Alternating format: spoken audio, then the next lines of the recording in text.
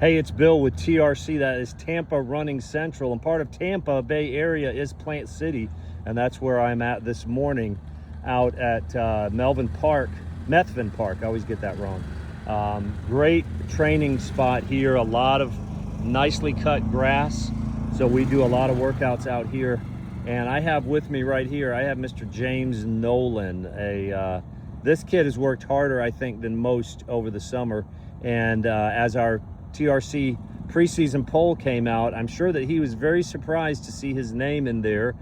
He was my one honorable mention, and the way that I did the rankings, where I looked at last year's track season, I looked at cross-country season, and I looked at what they've been doing over the summer, and I had to give James a nod to put him in my preseason poll just because of the work that he's done over the summer. A little unconventional by the norms, but you know what? I think that what James has done over the summer has probably worked best for him, and the main thing is he has stayed injury-free. So James, tell me a little bit about the way your track season ended, how your summer has gone, and how you feel about your summer training. I appreciate it. Last track season was it wasn't a complete loss. I was very happy to go under 10 minutes in the 2 mile. That was a big psychological barrier for me.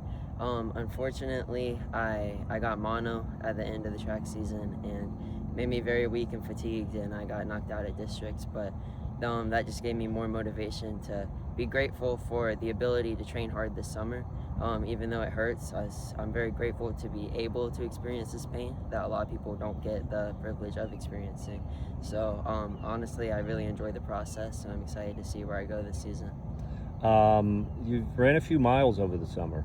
I have. Talk about that a little bit, because I mean, if you look at his Strava, you're going to see a lot of numbers out there. Tell me about why you thought that was what you needed to do and how it went.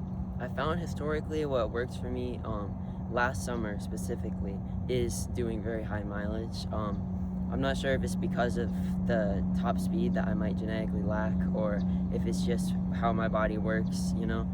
Different people are different, but I feel like that's what really helps me build fitness.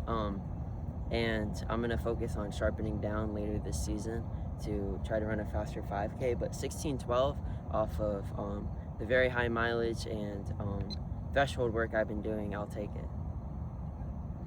So mileage has been, I mean, you had 120-mile weeks out there, didn't you? I had a few of those, yeah. I was working full-time over the summer and biking a lot, so it was a lot of stress on the body, but I think it helped a lot for building my fitness. I've noticed lower heart rate on my runs and feeling more controlled. I think my lactic acid threshold has gotten a little bit better. So I think I'm in a good place starting this season. I'm gonna have to miss the first meet for the SAT, but I will be running on August 29th. The big brain. Check out the big brain on James.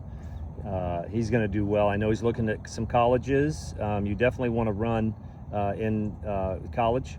Yes. I can definitely see you maybe challenging for a national title in the half marathon if you end up at a school that competes in that.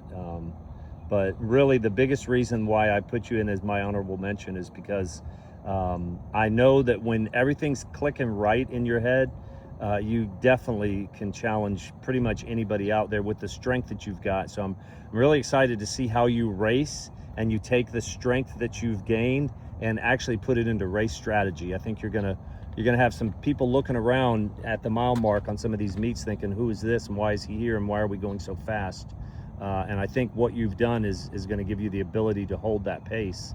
I know you and I have gone back and forth on mileage, high mileage. I know that you heard me talk about what I did, and I've also said that it's not for everybody, and you've proved me wrong a little bit because you haven't gotten hurt, and that was my biggest worry when I was looking at all your mileage, thinking, when's the next shoe going to drop? When's there going to be some sort of an injury? And you passed the test. So here we are, ready for the season to start. And James Nolan of Strawberry Crest, honorable mention. We'll see after his first meet, which will be the Central Hillsborough Invitational. That's a home meet for Crest. We'll see if he can jump up into the top 10. So, James, good job. Good work over the summer. Looking forward to some big things from you this season. Yes, sir. I appreciate it.